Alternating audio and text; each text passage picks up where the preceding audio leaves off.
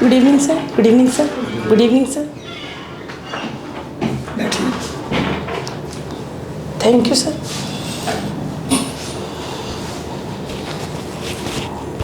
आप अपना नाम और जो आपका एड्रेस है उसको छोड़कर अपना परिचय दीजिए। सर मैंने अपना मैट्रिक और इंटर अपने गृह जिला से पूरा किया है और मैंने अपना ग्रेजुएशन 2016 को मौलाना मजरुल्लाह अरबिक फारसी यूनिवर्सिटी पटना से पूरा किया है और मैं वर्तमान में 2016 से मिडिल स्कूल में अध्यापिका पद पर कार्यरत हूँ। कहाँ है स्कूल आपका? कटिहार जिला में। कटिहार में कि मिडिल स्कूल में आप हैं? Yes sir. क्या पढ़ाती हैं वहाँ?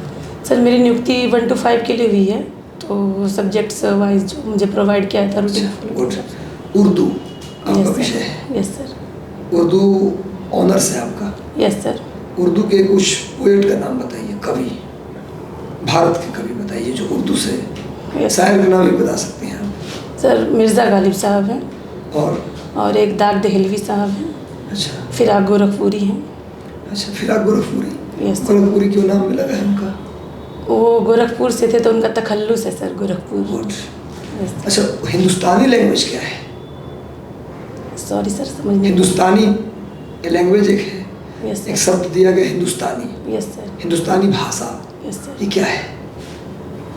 सॉरी सर, हिंदुस्तानी उर्दू और हिंदी को मिला के जो हिंदवी सर, सॉरी हिंदवी या हिंदुस्तानी भी उसको बोलते हैं? यस सर, हिंदुस्तानी भी बोलते हैं, हिंदवी भी बोलते हैं और 19वीं सदी के बाद सर उन्हें उर्दू कहा जाने लगा अच्छा, सर। अमीर खुसरो यस सर। वो खड़ी बोली हिंदी का जनक कहते हैं। Yes sir. अमीर खुसरो का और किस भाषा में कॉन्ट्रीब्यूशन था, योगदान था? फारसी और उर्दू में भी सर। उर्दू में भी था? यस। उसमें उर्दू था तो जब अमीर खुसरो थे? सर हिंदवी बोला जाता था सर, तो वो मिक्स जो थे खड़ी अवधी फारसी और अरबी जो मिक्स भाषा गालिब जो का कोई लाइन बताइए मुझे। गालिब का सर? हाँ। इत्मीनान रख ए गालिब, जब खुशी न ठहरी तो गम की क्या औकात। गालिब कहाँ से थे? सर उनका जन्म आगरा में हुआ था सर। और किस मुगल बादशाह के समय थे? बहादुर शाह जफर द्वितीय के दरबारी कवि थे सर।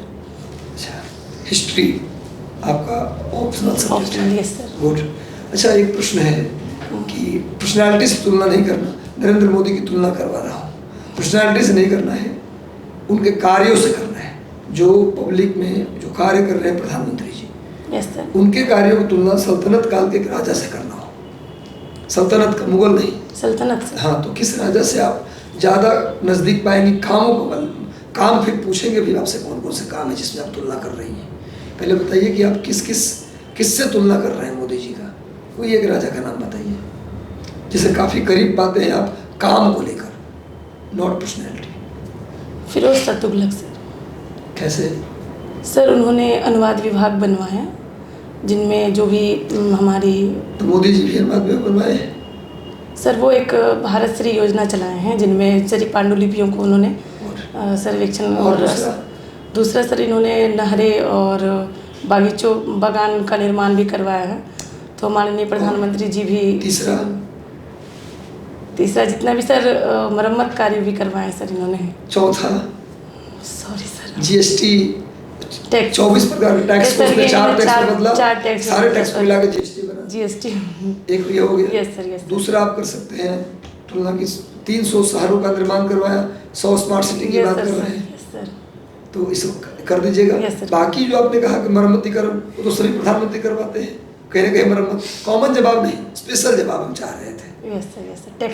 टैक्स को, हाँ, कि एकदम कॉमन, स्पेशली प्रधानमंत्री मोदी ने किया, उसने किया। सड़कों का मरम्मत करवाया, नहरों का मरम्मत, तो सभी प्रधानमंत्री करवाते हैं। Yes sir. चलिए, आप विदत के बारे में बताइए, क्या है विदत? वैदिक काल में एक विदत था। विद्वत? हाँ, विदत, सभा समिति विदत, सुना है नाम? विदित। हाँ। विदित सर। हाँ, सभा समिति सुना है? समिति और विदत। एक और संस्था थी विदत। विदत सर। क्या था? सॉरी सर, अभी रिकॉल नहीं कर पा रहे हैं विदत। अच्छा, वैदिक काल में जो महिलाओं की स्थिति थी, यस सर, गुप्त काल तक आते थे, खराब हो गया, खराब हो गई स्थिति, तो क्या कारण है इसका? सर मेन कारण था कि समाज धीरे धीरे पुरुषत्वात्मक होने लगा था सर, और जहाँ हम ऋग्वैदिक काल में देखते हैं तो वहाँ महिलाएं विदुषी भी हुई, जितनी भी महिलाएं थी वो लिखती थी, उपनयन संस्कार भी उनका होता था।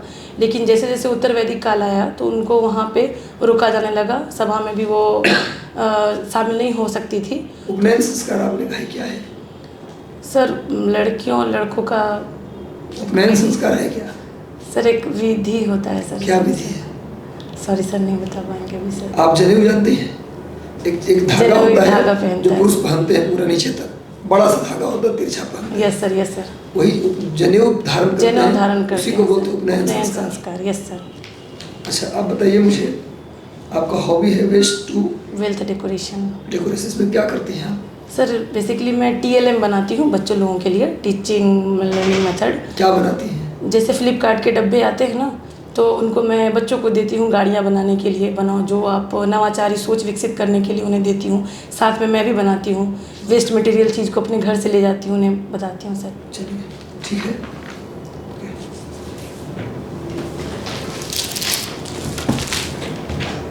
आप हमें बताइए DNA फिंगरप्रिंटिंग क्या होता है? सर DNA फिंगरप्रिंटिंग सर शरीर के किसी भी एक कोई भी पार्ट्स या फिर बाल हो या फिर किसी भी अंग का कोई भी स्किन ही हो तो उनका DNA किया जाता है, DNA टेस्ट किया जाता है कि किनका है ये।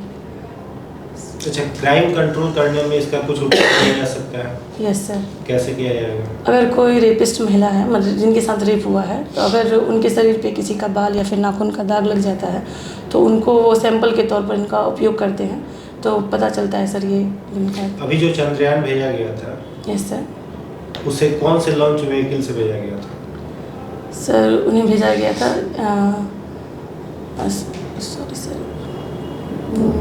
सॉरी सर रिकॉल नहीं। GSLV और PSLV दोनों में क्या डिफरेंस है? एक है सर जियो सिंक्रोनिस सैटेलाइट लॉन्च व्हीकल है sir, polar satellite launch vehicle है। क्या डिफरेंस है दोनों में? बढ़िया रेंज किसका होता है? ज़्यादा दूर जाना हो तो किससे लॉन्च करेंगे? सर ये जो GSLV है सर वो भारी ले जा सकता है सर, ये ज़्यादा स्ट्रॉन्ग इंजन है। अच्छा, polar satellite launch vehicle PSLV से सैटेलाइट लॉन्च जो हुए हैं उसका नाम बताइए कुछ। सर मंगलयान। अच्छा, अपोलो किसका था? Apollo satellite? Apollo sir Apollo mission Russia का था सर। अपोलो मिशन रसिया का था? Apollo mission sir America NASA का था सर। अमेरिका का था? अमेरिका नासा का था सर। चलिए आप बताइए कि आज के समय में इलेक्ट्रॉनिक्स और इलेक्ट्रिक डिवाइस में दोनों में क्या डिफरेंस है? इलेक्ट्रॉनिक्स और इलेक्ट्रिकल डिवाइसेस में क्या डिफरेंस है? इलेक्ट्रॉनिक गैजेट होता है सर। हाँ, इलेक्ट्रॉनिक गैजेट और गैजेट। इलेक्ट्रिक गैजेट दोनों में क्या डिफरेंस? आपके हाथ में मोबाइल फ़ोन है, वो इलेक्ट्रिक है कि इलेक्ट्रॉनिक है? इलेक्ट्रॉनिक गैजेट है सर वो मेरे पास। अच्छा, घर में टेलीविज़न जो है वो भी गैजेट है सर। तो कौन सा, इलेक्ट्रिक है कि इलेक्ट्रॉनिक है? इलेक्ट्रिक है सर। तो क्या डिफरेंस है दोनों में? जैसे हम लोग पढ़ते हैं ना, computer is an electronic device, yes sir. और रेफ्रिजरेटर को कहेंगे इलेक्ट्रिक डिवाइस। क्या दोनों में डिफरेंस है? सॉरी सर, अंतर नहीं कर पा रही हूँ सर। Thank you.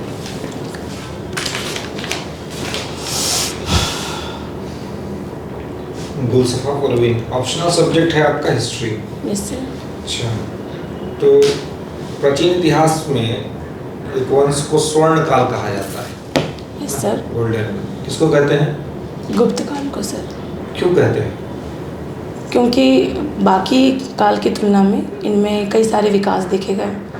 कौन सा? सर, कुछ बताइए। साहित्यिक विकास सर, धर्मनिरपेक्ष साहित्य का विकास हुआ, और सर साइंस और टेक्नोलॉजी का भी विकास हुआ, गणितज्ञ का भी बहुत सारा रोल इसमें देखा गया, चिकित्सा के क्षेत्र में भी विकास देखा गया सर, और इसी कारण से इन्हें मतलब साहित्य मुख्य तौर पे साहित्यिक विकास के दृष्टिकोण और वैज्ञानिक विकास जो है यहाँ पे हुआ। मतलब एक दो चीजें जो थी उसके डेवलपमेंट के बेसिस पर इसको कह दिया गया यस कि ये स्वर्णकाल। Yes sir. तो अगर ऐसे देखा जाए तो एडमिनिस्ट्रेशन के दृष्टिकोण से यस सर। एंसेंट हिस्ट्री में मौर्य एडमिनिस्ट्रेशन सबसे बेहतरीन एडमिनिस्ट्रेशन था। Yes sir. उसको स्वर्णकाल नहीं कहा जा सकता है,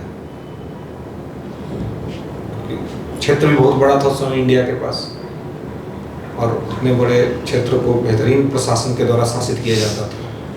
सर सिर्फ प्रशासन के बेस्ड पे स्वर्णकाल नहीं कहा सकता सर, क्योंकि इनमें साहित्यिक और विज्ञान तकनीक का विकास गुप्त काल में अधिक हुआ था सर, इसी के कारण से।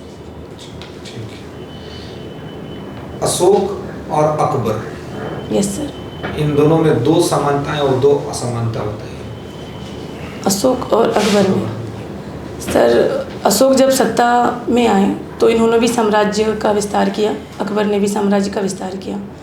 दूसरा है सर, अपने शासनकाल में इन्होंने भी मौर्य काल को स्थापत्य कला का स्वर्ण का प्रारंभ कहा जाता है। स्थापत्य कला का तीव्र विकास किए थे मौर्य काल में। सम्राट अशोक के द्वारा स्तंभ और स्तूप का निर्माण करवाया, और अकबर ने भी मकबरा और महल के द्वारा स्थापत्य कला का विकास किया, जो आज भी हमारे लिए एक नीतियों के स्तर पे कुछ बताइए, कुछ पॉलिसीज मेकिंग के स्तर पे। सर, इन्होंने सुलह कुल की नीति अपनाई, सब सर्वधर्म सम्मान, और इन्होंने धर्म की नीति अपनाई, ये भी सर्वधर्म सम्मान थी। ठीक है। अच्छा, एक आर्टिकल 44 क्या है, भी काफ़ी चर्चा में है। ये सर समान नागरिक संहिता, और इस पे सरकार कानून बनाने जा रही है, Yes, sir. मतलब इसको इन्फोर्स कर दिया जाए, यस सर, है ना।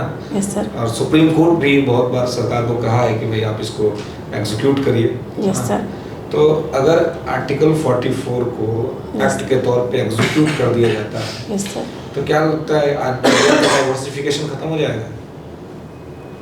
ऐसा तो नहीं लगता है सर। इनको लागू करने से पहले हमें जागरूक करना आवश्यक होगा लोगों को, और इन्हें सिर्फ धार्मिक परिप्रेक्ष्य के रूप में नहीं देखना होगा।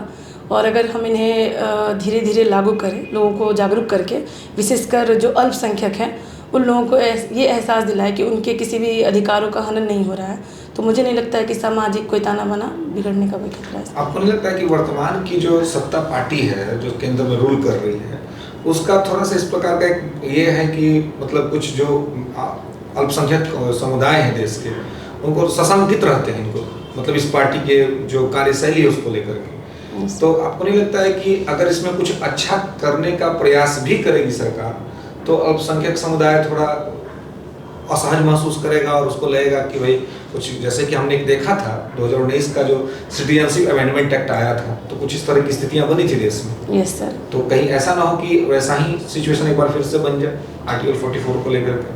मुझे लगता है सर कि ये प्रक्रिया बहुत दिनों से चली आ रही है लागू करने के लिए, क्योंकि 1985 में साहबानों के समय से ही कहा जा रहा था इन्हें लागू करने के लिए, और लोगों में तब निचले तबके तक के लोगों को इनके बारे में जानकारी नहीं है। तो असहज होंगे लोग कि इस तरह के कानून आने से हो सकता है हमारी विवाह पद्धति में बदलाव आए, तलाक व्यवस्था में बदलाव आए। तो मुझे लगता है कि इन्हें लागू करने से पहले गवर्नमेंट को विविध स्तर पर इनके बारे में जागरूक किया जाना चाहिए सर। आपने साहब बानो का नाम लिया, सायरा बानो के बारे में बता सकते हैं कुछ? सायरा बानो? सायरा बानो सर, जहाँ तक मुझे याद है वो एक फिल्मी सितारा है। फिल्मी सितारा नहीं, अभी जो आपने तलाक का भी नाम लिया, Saira Bano sir, sorry sir. Saira Bano, आप साहब बानो से सायरा बानो तक एक मामला चला, और उसी पे सुप्रीम कोर्ट ने ट्रिपल तलाक को इनवैलिड डिक्लेयर किया। यस सर, है ना। ट्रिपल तलाक को इनवैलिड डिक्लेयर किया था सायरा बानो केस में। उत्तराखंड की महिला है। Yes sir. और ट्रिपल तलाक का उनका भी मामला था। उसी मामले में सुप्रीम कोर्ट ने ट्रिपल तलाक को इनवैलिड डिक्लेयर किया। Thank you sir. ठीक है, ठीक है। आपका पर्सनैलिटी को लेकर बहुत